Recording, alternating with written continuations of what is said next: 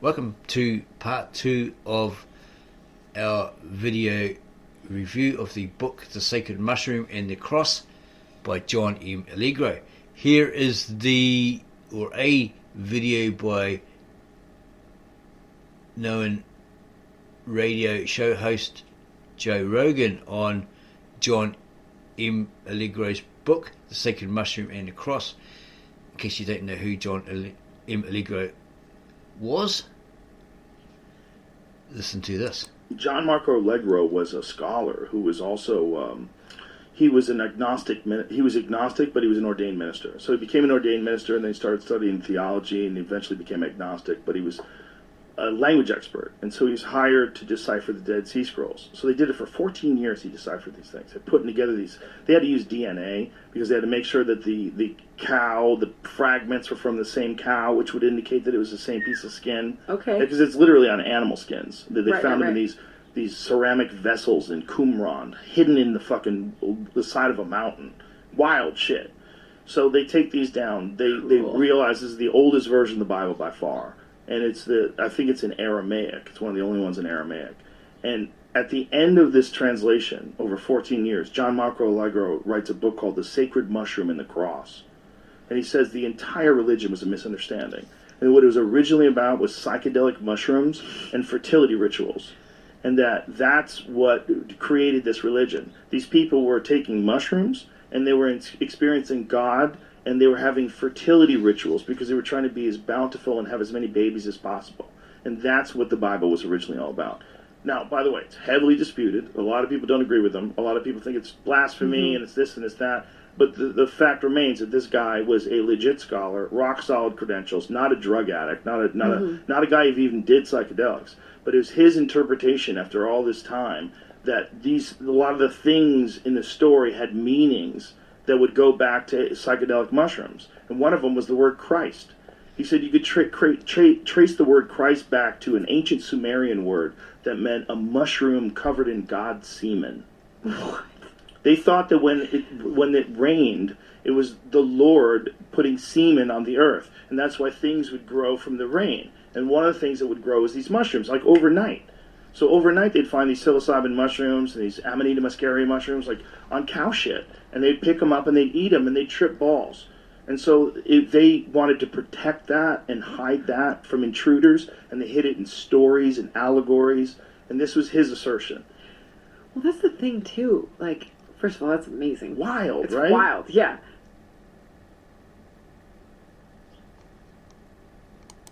Was a scholar who would...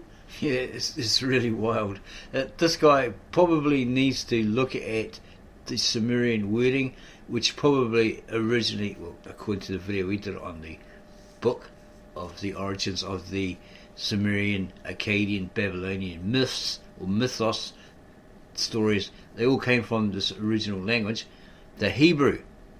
Okay? In the times of Abraham, Ur of Chaldee, the Hebrews, the Awer, it came from them.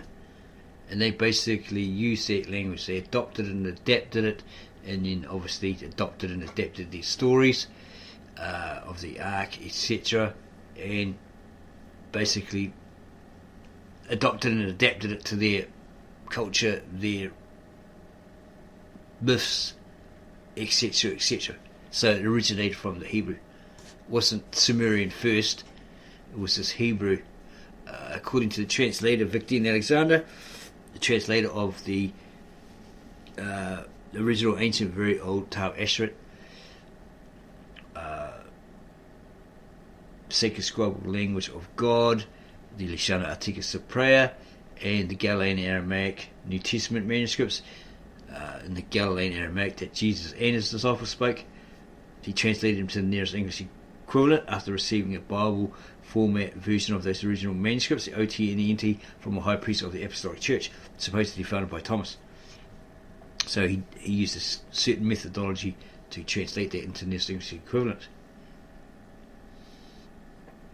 So what he was saying through his translation project, va.com, his website, was that this original Aramaic was the sister language of the Hebrew. The Tav Ashret was the sister language of the Tav Ivri or the Hebrew. very, very old, ancient, long dead, no longer used, no longer spoken or written, hand copied by scribes and monks in Ur-Hai around 800 BCE. Ur-Hai, today's known as Odessa, modern Turkey today. Yeah, there's a lot of history there behind that. So that's basically where it originally came from. So we're going to go back to that book, Sacred Mushroom. Continue from where we left off. Okay, where are we? The story of the rabbi crucified at the instigation of the Jews became an historical peg upon which the new cult's authority was founded. What began as a hoax became a trap even to those who believed themselves to be the spiritual heirs of the mystery religion and took to themselves the names of Christian. Above all, they forgot or purged from the cult and their memories the one supreme secret on which their whole religious and ecstatic experience depended: the names and identity of the source of the drug, the key to heaven, the sacred mushroom.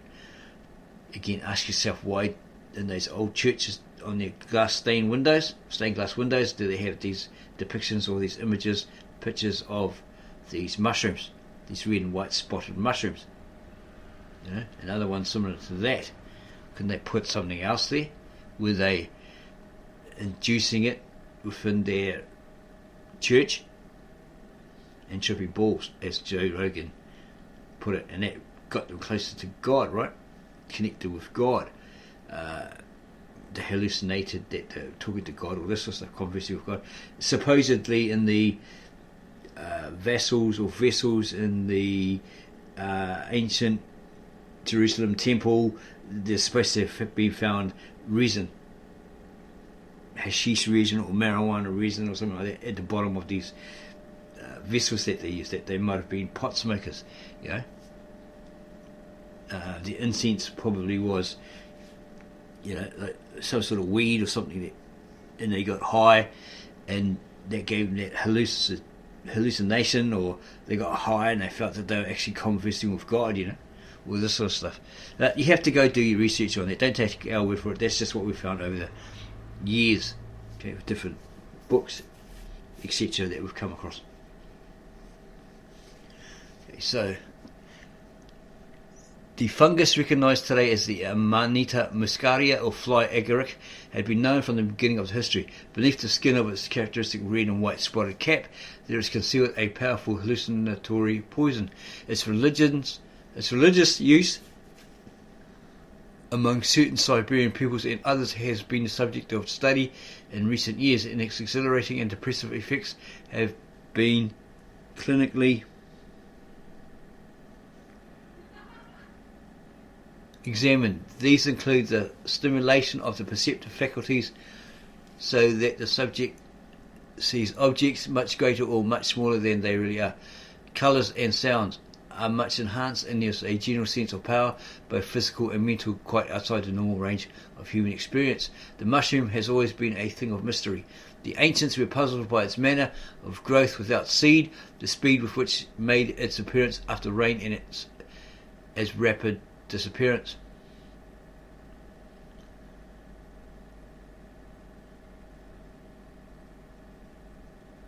The ancients saw a replica of the fertility god himself. It was the son of God. Its drug was a pure form of the god's own spermatozoa that discovered in any form of living matter. Is discoverable in any form of living matter. It was in fact God himself manifest on earth. To the mystic, it was the divinely given means of entering heaven. God had come down in flesh to show the way to himself by himself. To pluck such a precious herb was attended at every point with peril. The time before sunrise, the words to be uttered, the name of the guardian angel, were vital to the operation, but more was needed.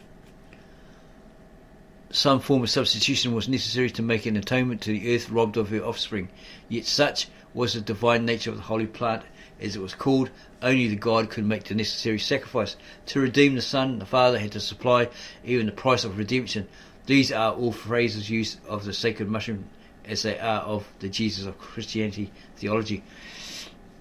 The author's present study had much to do with names and titles. Only when he could discover the nomenclature of the sacred fungus within and without the cult could we begin to understand its function and theology. The main factor that has made these new discoveries possible has been the realization that many of the most secret names of the mushroom go back to ancient Sumerian, the oldest written language known to us. This is what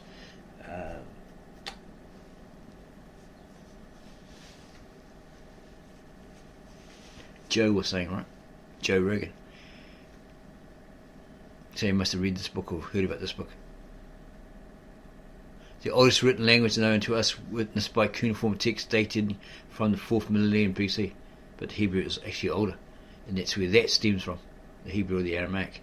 That's where this Sumerian, etc. stems from. Furthermore, it now appears that this ancient tongue provided a bridge between the Indo-European languages, which include Greek, Latin, and our own tongue, and the Semitic group, which includes languages of the Old Testament, Hebrew and Aramaic. For the first time, it becomes possible to decipher the names of gods, mythological characters, classical and biblical, and plant names. Thus, their place in the cultic systems and their functions in the old fertility religions can be determined. The great barriers that have hitherto seemed to divide the ancient world, classical and biblical, have at last been crossed and at a more significant level than has previously been possible by merely comparing the respective mythologies. Stories and characters which seem quite different in the way they are presented in various locations and at widely separated points in history can now be shown often to have the same central theme. Even gods as different as Zeus and Yahweh embody the same fundamental conception of the fertility deity, for their names and origin are precisely the same. Are they? A common tongue overrides physical and racial boundaries. A common language, right? Even languages so apparently different as Greek and Hebrew, when they can be shown to derive from a common fount, point to a communality of culture at some stage. Comparisons can therefore be made on a scientific, philological level, which might have appeared unthinkable before. Now, suddenly, almost overnight, the ancient world has shrunk. All roads in the Near East lead back to the Mesopotamian basin, to ancient Sumer. Similarly, the most important of the religions and mythologies of that area, and probably far beyond, are reaching back to the mushroom cult of Sumer and his successors. In biblical studies, the old divisions between Old and New Testament areas of research, never very meaningful except to the Christian theologian, become even less valid. As far as the origins of Christianity are concerned, we must look not just to intertestamental literature, the Apocrypha and Pseudepigrapha, and the old newly discovered writings from the Dead Sea, nor even merely to the Old Testament and other Semitic works, but we have to bring into consideration Sumerian religious and mythological texts, and the classical writings of Asia Minor, Greece and Rome. The Christian Easter is as firmly linked to the Bacchic and Thesteria as the Jewish Passover. Above all, it is a philologian who must be the spearhead of the new inquiry. It is primarily a study in words. A written word is more than a symbol. It is an expression of an idea. To penetrate to its inner meaning is to look into the mind of the man who wrote it. Later, generations may give different meaning to that symbol, extending its range of reference far beyond the original intention. But if we can trace the original significance, then it should be possible to follow the trail by which it developed. In doing so, it is sometimes possible even to outline the progress of man's mental, technical or religious development. The earliest writing was by means of pictures, crudely incised diagrams on stone and clay, so there will be pictographs. However, lacking such symbols may be in grammatical or syntactical technical refinement, they do convey an instant of one feature which seemed to the ancient scribe the most significant aspect of the object or action he is trying to represent: love. He shows as a flaming torch in a womb a foreign country as a whole, because he lived on a plain, and so on. As the art of writing developed further, we can begin to recognise the first statements of ideas, which came later to have tremendous philosophical importance: life, God, priest, temple, grace, sin, and so on. To seek their latest meanings in religious literature, like the Bible, we must first discover their basic meaning and follow their development through as far as extant writings will allow. For example, as we may now understand. Sin for Jew and Christian had to do with the emission to waste of humans' seed, right? A blasphemy against the God who is identified with the precious liquid. If to discover this understanding of sin seems today of only limited academic interest, it is worth recording that it is the same principle that lies at the root of modern Catholic strictures against the use of the pill. It's the contraception one, right? So you won't get pregnant. As far as the main, or women won't get pregnant, as far as the main burden of our present inquiry is concerned, our newfound ability, according to the author of this book, to penetrate to the beginnings of language means that we can set the later mystery cults as those of Judaism, of the Dionysiac religion and Christianity into their much wider context, to discover the first principles from which they developed, probe the mysteries of their cultic names and invocations, and in the case of Christianity at least, appreciate something of the opposition they encountered among governing authorities and the measures taken to transmit their secrets under cover of ancient mythologies in modern dress. Our study, or the study here, then begins at the beginning with an appreciation of religion in terms of a stimulation of the good to procreation and the provision of life. Armed with new understanding of the language relationships of the ancient Near East, we can tackle the major problems involved in botanical nomenclature and discover those features of the more God-endued plants which attracted the attention of the old medicine man and prophets. The isolation of the names and epithets of the sacred mushroom opens the door into the secret chambers of the mystery cults, which deepened for the mystic hallucinatory experiences on the drugs found in the fungus. At long last, identification of the main characters of many of the old classical and biblical mythologies is possible, since we can now decipher their names. Above all, those mushroom epithets and holy invocations that the Christian cryptographers wove into their stories of the man Jesus and his companion can now be recognized in the main features of the Christian cult laid bare. The isolation of the mushroom cult and the real hidden meaning of the New Testament writing drives a wedge between the moral teaching of the Gospels and a quite immoral religious setting. The new discoveries must thus raise more acutely the question of the validity of Christian ethics for the present time. If the Jewish rabbi, to whom they have hitherto been attributed, turns out to have been no more substantial than the mushroom, the authority of his homilies must stand or fall on the assent they can command on their own merit. What follows in this book, it is, as it has been said, primarily a study in words. To a reader brought up to believe in the essential historicity of the Bible narratives, some of the attitudes displayed in our approach, or the author's approach, to the text may seem at first strange. They appear to be more interested with the words, this particular author, than with the events they seem to record, more concerned, say, in the meaning of Moses' name than his supposed role as Israel's first great political leader.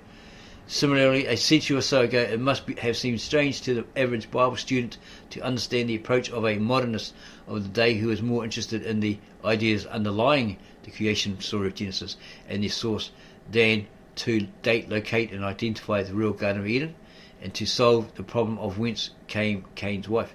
Then it took a revolution in man's appreciation of his development from lower forms of life and a clearer understanding of the age of this planet to force the theologian to abandon the historicity of Genesis.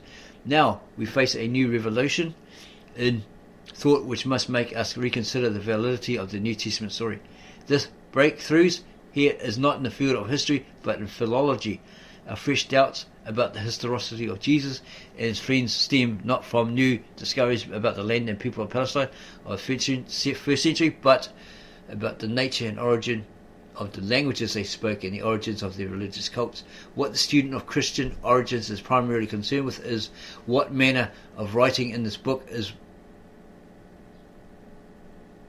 this book we call the New Testament, and in particular just what are the narratives called the Gospels trying to convey or put across, get across or bring across. Is it history This is certainly a possibility, but only one of many. The fact that for nearly 2,000 years one religious body has pinned its faith upon not only the existence of the man Jesus, but even upon his spiritual nature and the historicity of certain unnatural events called miracles, is not really relevant to the inquiry.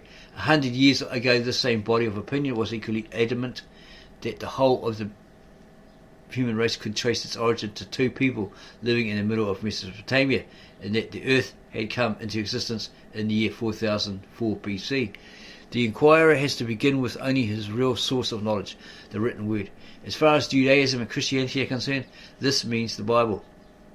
There is precious little else that can give us details about what the Israelite believed about his God and the world about him, or about the real nature of Christianity.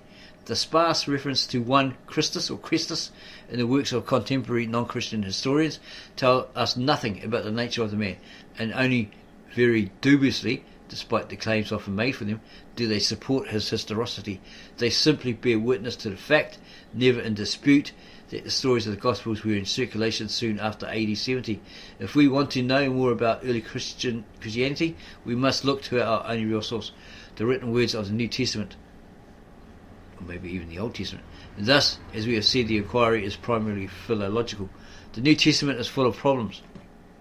They confront the critical inquirer on every side: chronological, topographical, historical, religious and philological. It is not until the language problems have been resolved that the rest can be really realistically appraised.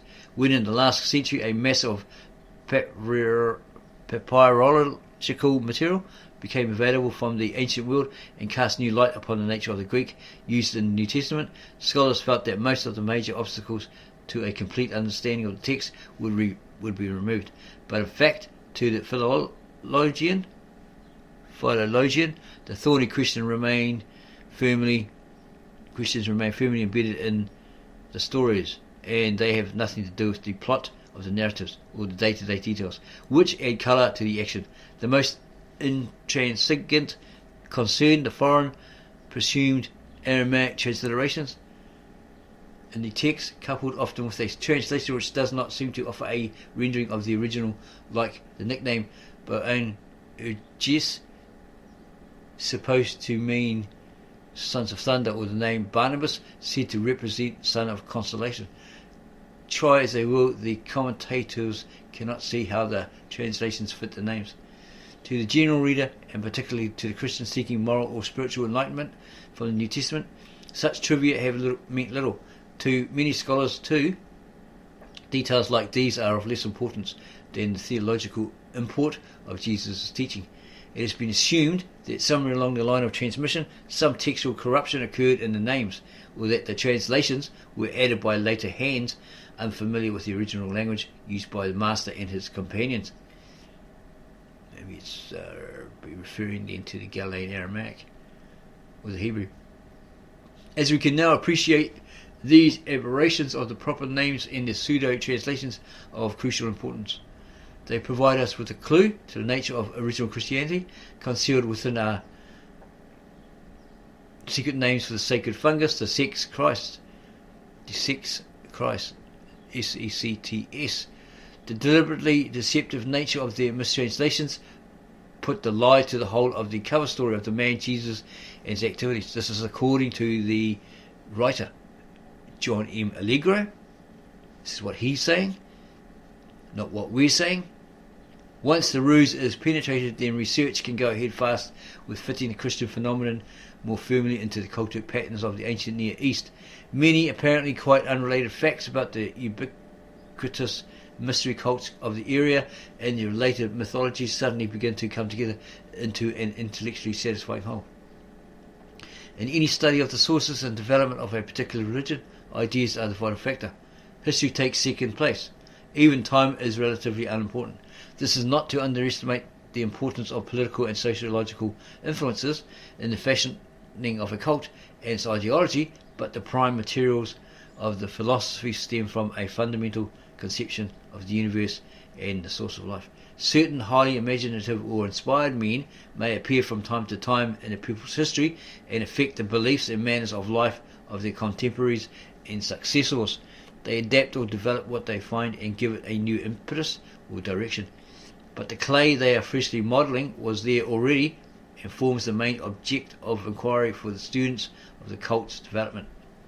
We are, this author in particular, throughout this book, mainly interested in this clay and the various strange shapes assumed in the mystery religions, of which we may now recognise Christianity as an important example. Of course, history now and again forces itself on our attention. Did Abraham, Isaac and Jacob ever exist as real people? Was there ever a sojourn in Egypt of the chosen people, or a political leader called Moses? Was the theologically powerful conception of the Exodus ever historical fact? These and many other such questions are raised afresh by our studies, or these studies. But it is common is the contention that they are not of prime importance. Far more urgent is the main import of the myths in which these names are found. If we are right in finding the real relevance in the age-old cult of the sacred mushroom, then the nature of the oldest Israelite religion has to be reassessed, and it matters comparatively little whether these characters are historical or not. In the case of Christianity, the historical questions are perhaps more acute. If the New Testament story is not what it seems, then when and how did the Christian church come to take it as its face value and make the worship of a single man, Jesus, crucified and miraculously brought back to life, the central theme of its religious philosophy? The question is bound up with the nature of the heresies that the church drove out into the desert. Unfortunately, we just have not sufficient material to enable us to identify all these sects and know their secrets. The church destroyed everything it considered heretical, and what we know of such movements derives largely from the refutations of the early fathers, church fathers, of their beliefs. But at least we no longer have to squeeze such aberrations into a century or two after AD 30. Christianity and its various names had been thriving for centuries before that. As we may now appreciate, it was the more original cult that was driven underground by the combined efforts of the Roman, Jewish and ecclesiastical authorities. It was the supreme heresy which came on, made terms with the secular powers, and became the church of today. We are then dealing with ideas rather than people. We cannot name the chief characters of our story. Doubtless there were real leaders exercising considerable power over their fellows, but in the mystery cults they were never named to the outsider. We cannot, like the Christian pietist, conjure ourselves a picture of a young man working at his father's carpentry bench, taking little children in his arms, or talking earnestly with a Mary while his sister did the housework. In this respect, our study is not an easy one. Well, the study is not an easy one. There is no simple answer to the problems of the New Testament discoverable to anyone, just reshuffling of the gospel narratives to produce yet another picture of the man Jesus. Ours is a study of words, and through them of ideas. At the end, we have to test the validity of our conclusions, not against comparative history, least of all against the beliefs of the church, past or present, but against the overall pattern of religious thought as it can now be traced through the ancient Near East from the earliest times. The question we have to ask is, does the Christianity as now revealed for the first time fit adequately into what went before the first century, not what came after it in its name?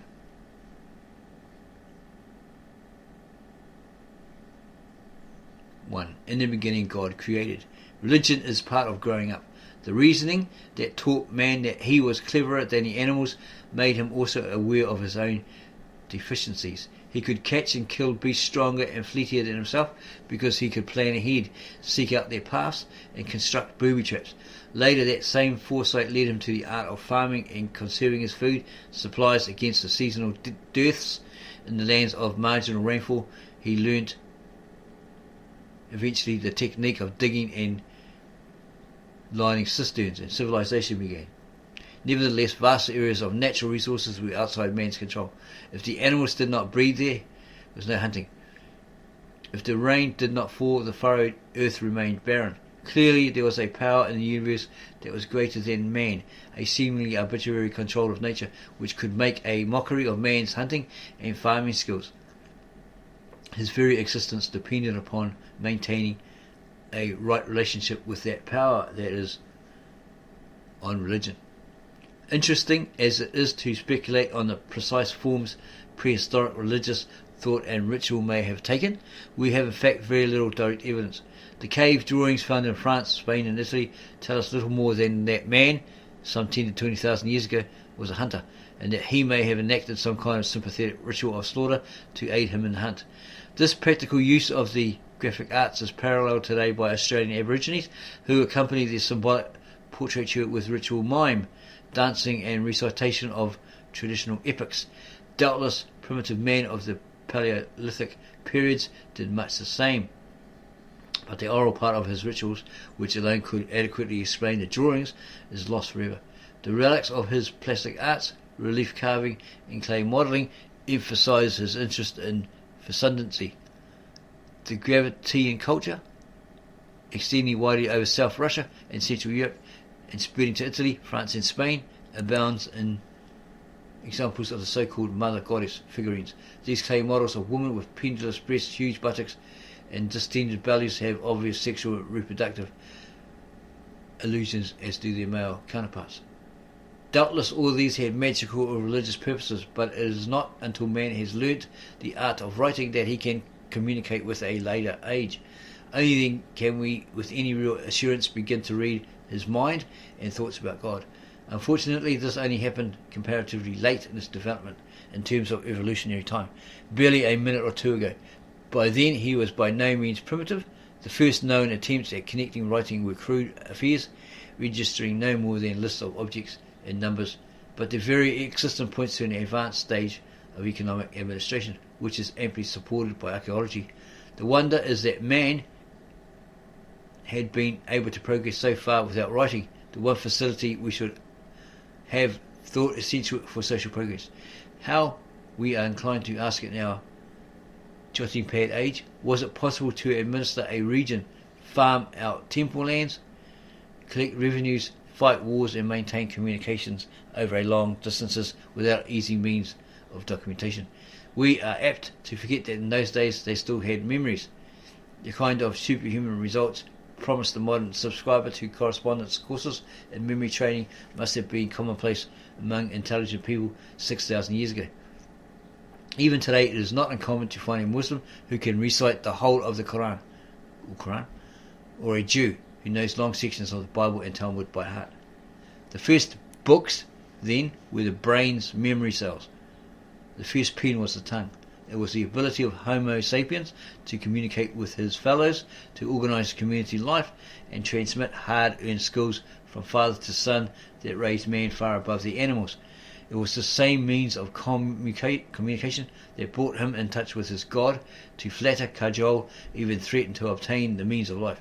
Experience showed that, as in his human relationships, some words and actions showed that, as in his human relationships, some words and actions were more effective than others, and there arose a body of uniform ritual and liturgy whose memorizing and enactment was the responsibility of the holy men of the community. When around 2500 BC the first great religious poems and epics of the Near East came to be written down, they had behind them already a long history of oral transmission, of being passed on verbally or orally. The fundamental religious conceptions they express go back thousands of years, yet there was still another 1500 years to go before the earliest text of the Old Testament was composed. It is not, therefore, sufficient to look for the origins of Christianity only within the previous 1,000 years of Old Testament writing, not to start the history of Judaism with the supposed dating of the patriarchs around 1750 BC. The origins of both cults go back into Near Eastern prehistory. The problem is how to relate specific details of these comparatively late religions with the earliest ideas about God. Our way into the mind of ancient man can only be through his writings, and this is the province of philology, the science of words. We have to seek in the symbols by which he represented his spoken utterances clues to his thinking. The limitations of such study are obvious. The first is the insufficiency of the early writing to express abstract ideas. Even when the philologist has collected all the texts available, compiled his grammars and dictionaries, and is confident of his decipherment, there still remains the inadequacy of any written word, even of the most advanced languages, to express thought. Even direct speech can fail to convey our meaning, and has to be accompanied with gesture and facial expression. A sign imprinted on wet clay, or even the flourish of the pen on paper, can leave much uncommunicated to the reader, as every poet and lover knows. Nevertheless, the written word is a symbol of thought. Behind it lies an attitude of mind and emotion, a reasoned hypothesis, to which the reader can, to some extent, penetrate. It is with words and their meanings that this book is largely concerned. The study of the relationship between words and the thoughts they express is called etymology, since it seeks the true, Greek etymos, meaning of the word. The etymologist looks for the root of the word, that is the inner core which expresses its fundamental or radical concept. For example, if we were to seek the root of a modern barbarism like de-escalate, we should immediately remove the D, the de, and the verbal appendage, ate, slice off the initial E as a recognizable prefix, and be left with scal for further study. The Latin scala means ladder, and we are clearly on the right track, but at this stage the etymologist will look out for possible vocalic changes occurring between dialects. One of the more common is between L and N, and we are not surprised to find that an early form of the root has N in place of L. So that's Sanskrit. One of the earliest dialects of Indo-European has a root scan with the idea of going up. Sibilants can interchange also, such as S and Z, and short vowels can drop out in speech between consonants, like I between S and C. In fact, we can break down our Indo-European root scan, ascend still further into two Sumerian syllables, zig, rise, and an, up. Or again, should we wish to track down the root of our word rule, meaning control, guide, exercise, influence over, etc., we should find that our etymological dictionaries will refer us through an adaptation of Old French back to the Latin regulo, direct, connected with regno, reign, rex, king, and so on. The root here is plain, reg, or the like, and its ultimate source we can now discover by taking our search back another 3,000 or 4,000 years to the earliest known writing of all, that of ancient Sumer in the Mesopotamian basin. There we find a root rig, meaning shepherd, and by breaking the word down even further we can discover the idea behind shepherd, that of ensuring the fecundity of the flocks in his charge. This explains the very common concept that the king was a shepherd to his people, since his task was primarily that of looking after the well-being and enrichment of the land and its people. Here etymology has done more than discover the root meaning of a particular word. It has opened a window on prehistoric philosophic thought. The idea of the shepherd king's role in the community did not begin with the invention of writing. The written word merely expresses a long-held conception. If then, in our search for the origins of religious cults and mythologies, we can trace their ideas back